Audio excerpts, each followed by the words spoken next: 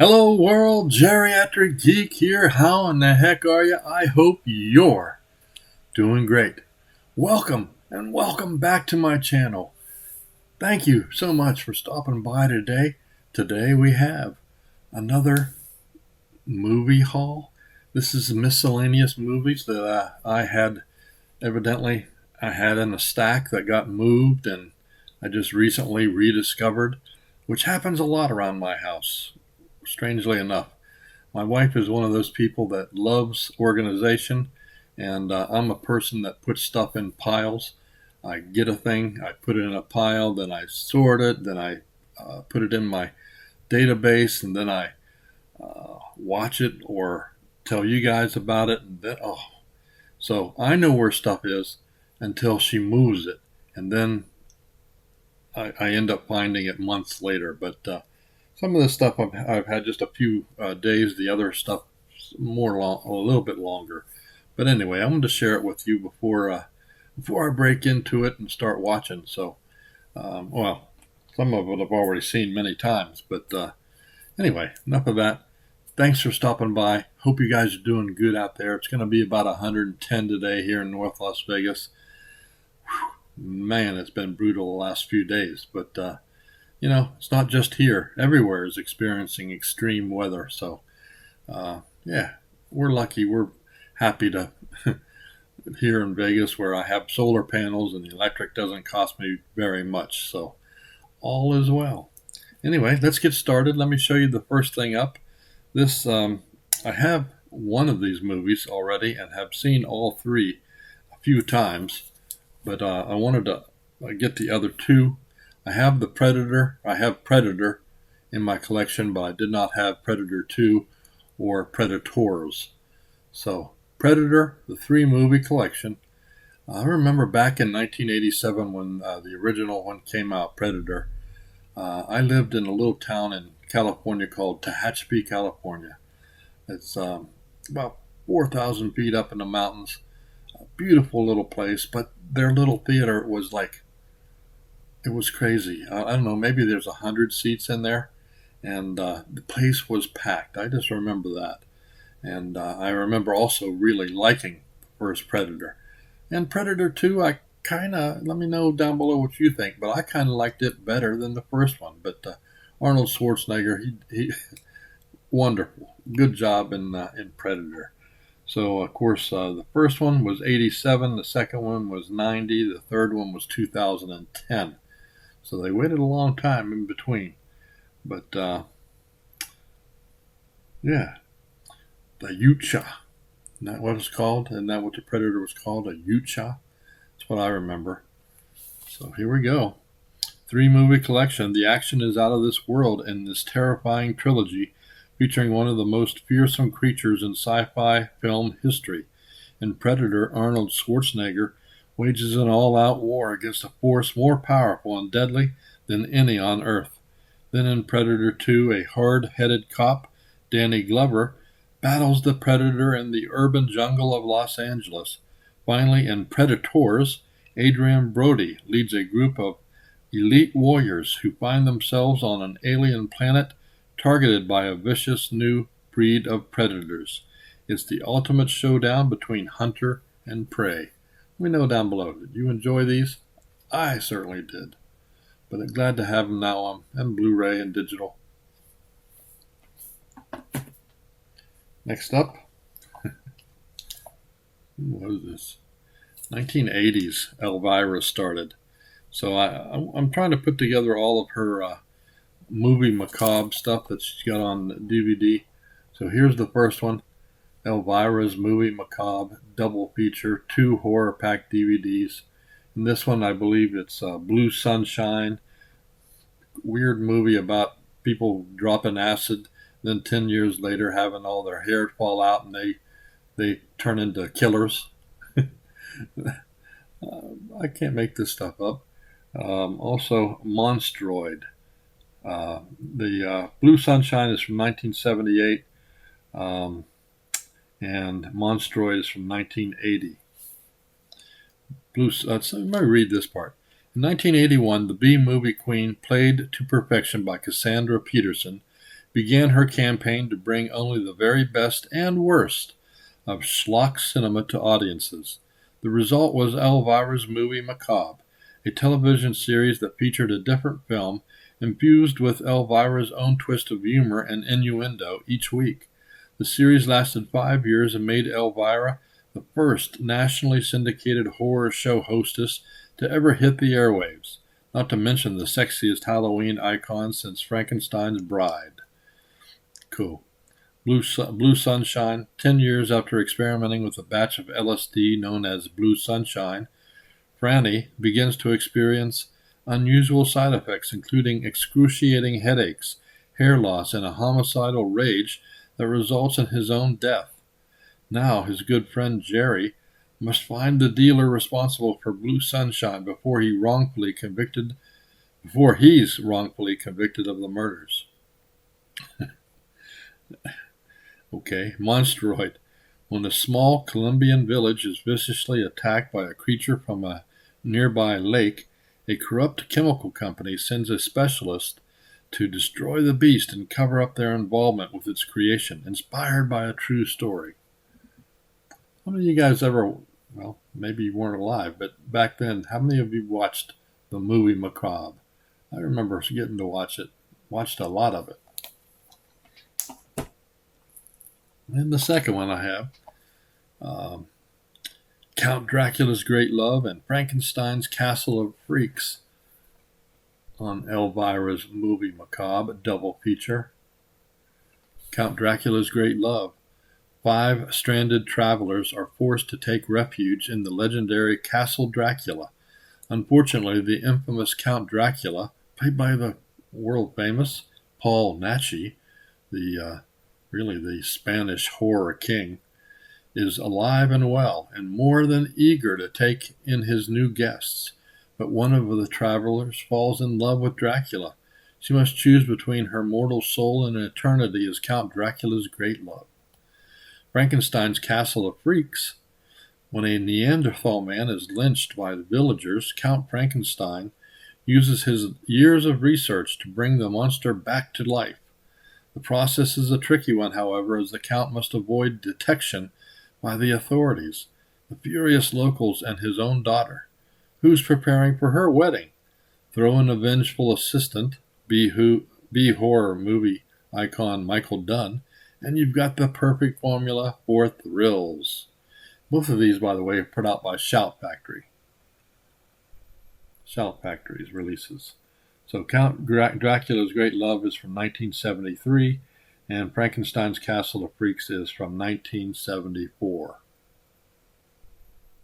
There you go. Let me know. Have you seen any of them? Let me know what you thought. Next up, I think I got this for cheap on Amazon, and somehow it got shuffled into a file that I didn't look at for a long time. The Phantom. I don't remember ever seeing this film, but I do know it's based on a comic series from way back, a newspaper comic series, The Phantom, from 1996, 100 minutes, PG superhero film with Billy Zane. Of course, he was in Back to the Future 2 and Dead Calm. The Phantom.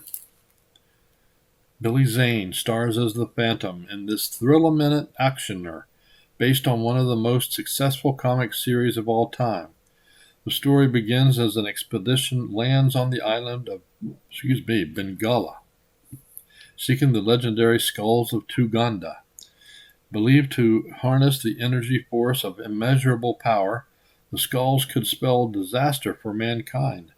And that's exactly what ruthless tycoon Xander Drax, played by Treat Williams, has in mind, unless one man can save it. Now, evil has met its match, and great movie adventure has a new name, The Phantom. Let me know. Have you seen it? I don't remember ever watching this, so I'm excited to kind of check it out. Now, this one I have seen, and it's an upgrade from a VHS that I have, which I forgot to bring up here. Anyway, Motel Hell. It's It's also a Scream Factory release. And I have quite the Scream Factory collection, so wanted to add this to it. Motel Hell. R-rated. 1980, 101 minutes. It's a horror comedy. Like I said, I had this on VHS from back in the day. It's funny, really funny.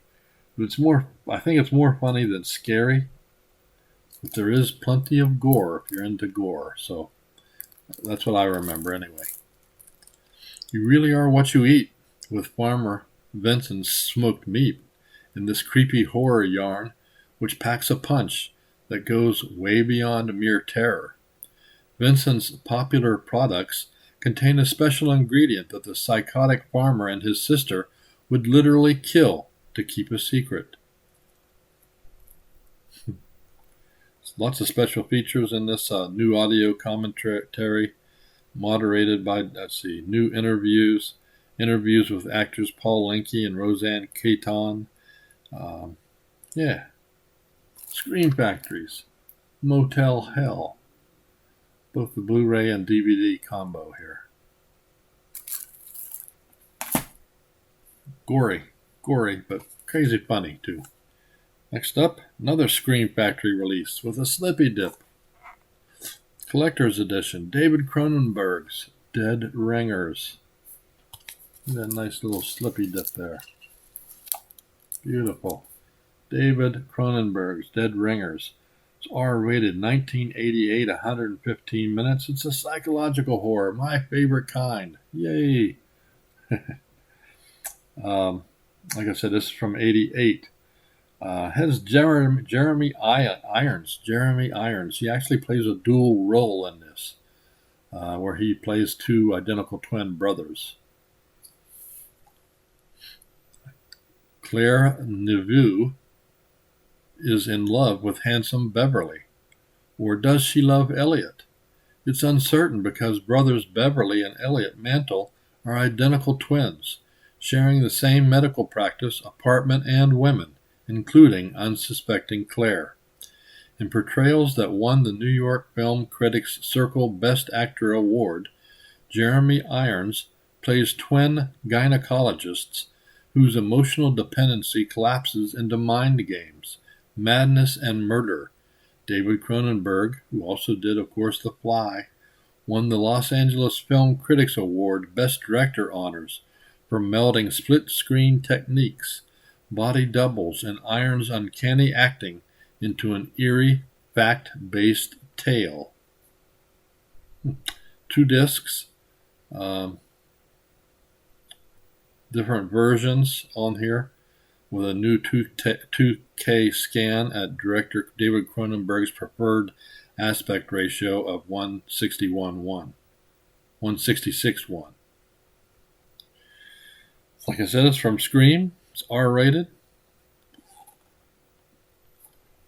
I think I've seen it, but I don't remember it, but I wanted to get it in the collections, especially add it to my Scream Factory collection. Speaking of things I've seen a million times, but I'm upgrading again. Collector's Edition. Get ready to devour even more brains. The Return of the Living Dead. Collector's Edition. Also a Scream Factory release. This is an upgrade for me, like I said. This is 91 minutes from 1985. It's R-rated. It's a horror comedy. This is the first zombie movie to introduce running zombies. And also, they're kind of picky eaters. They only eat brains. They don't eat the other parts of their prey. The Return of the Living Dead. Let me know if you guys have seen this one and whether you liked it or not. I did. This, of course, has 4 sequels that none of them did as well as this one did. A fiendish mix of outrageous humor and heart-stopping terror, The Return of the Living Dead is a veritable smorgasbord of fun.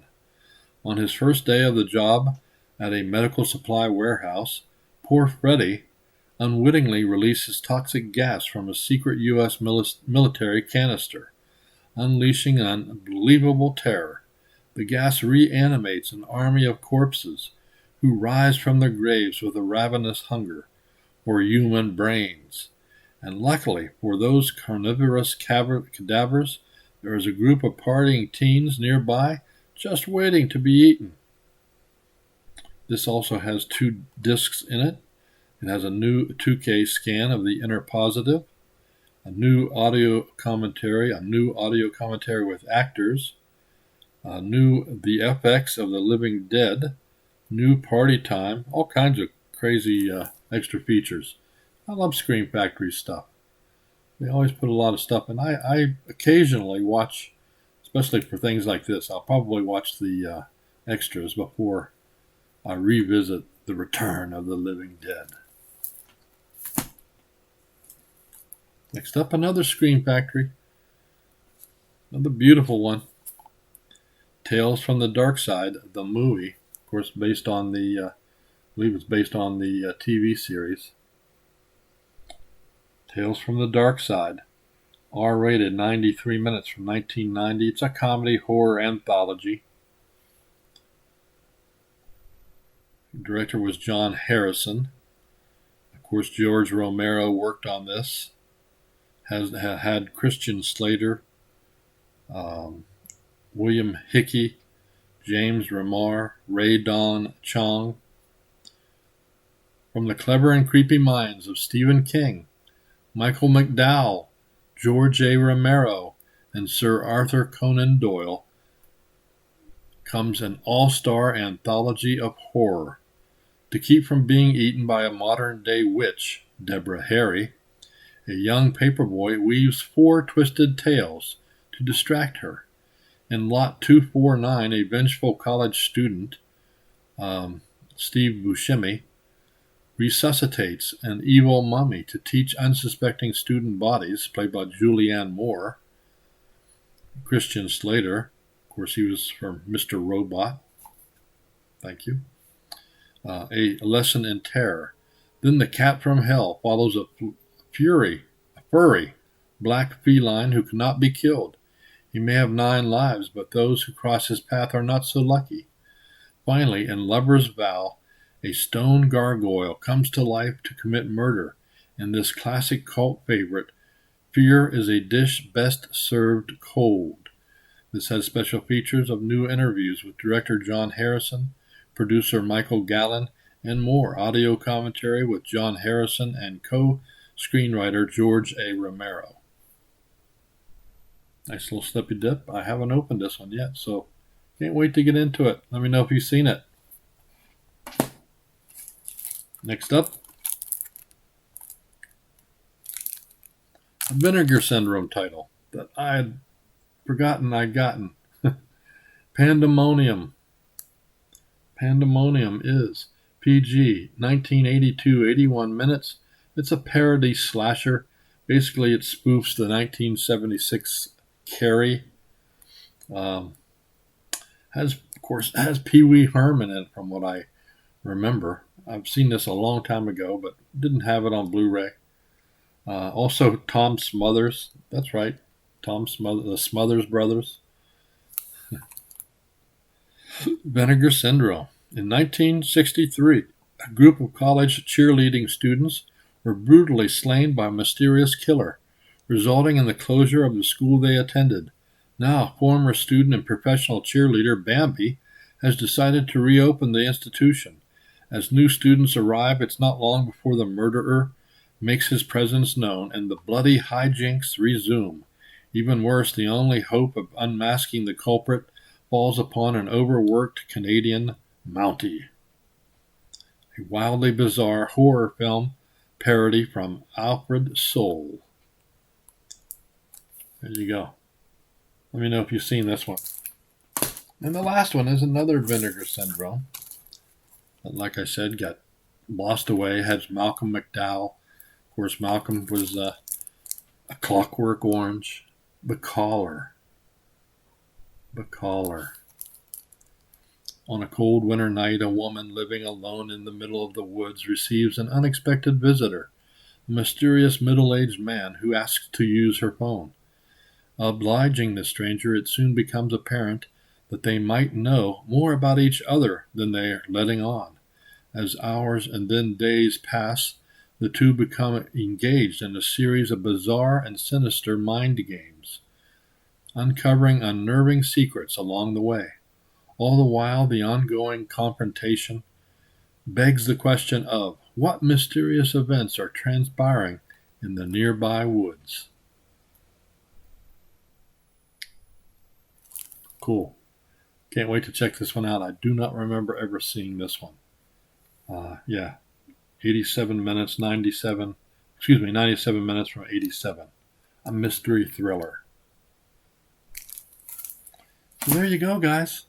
That's it. Hey, thanks for watching. This is Sunday, giveaway Sunday. So kind of get away from the horror a little bit. We're going to give away a show that I watched many, many times when I was a kid. Not these, but I wasn't alive yet when these came out. But we have, that's right, we have not one, but two copies, two volumes of Popeye the Sailor Man, 1940s, Volume 1 and Volume 2. Volume 1, has 14 color theatrical shorts. This one has 15. So one of my subscribers, you have to live in the United States, one of my subscribers, you have to be a subscriber, will get this next Saturday when I do the drawing using the YouTube comment picker. Popeye the Sailor Man, of course, Olive Oil and Brutus, and lots of good characters, lots of good fun stuff. So good family stuff. I'm excited to give these away to somebody. I already have both of them and watched them a couple times already with my grandkids, whom they all like very much. So yeah, Popeye the Sailor Man. All right. So yeah, if you want to be in the giveaway, in the comments below, use the word. What are we going to say?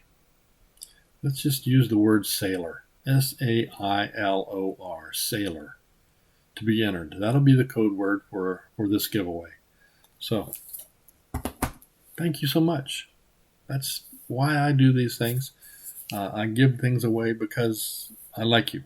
I appreciate your coming along and watching my videos. So that's it from North Las Vegas. If you enjoy the videos, give me a thumbs up. That's right, a like. Hit the red subscription tag. Also hit the notification bell so that you know when I put out another video. That's it. You guys keep smiling. Keep having fun. Keep that positive attitude about you. And until next time, peace.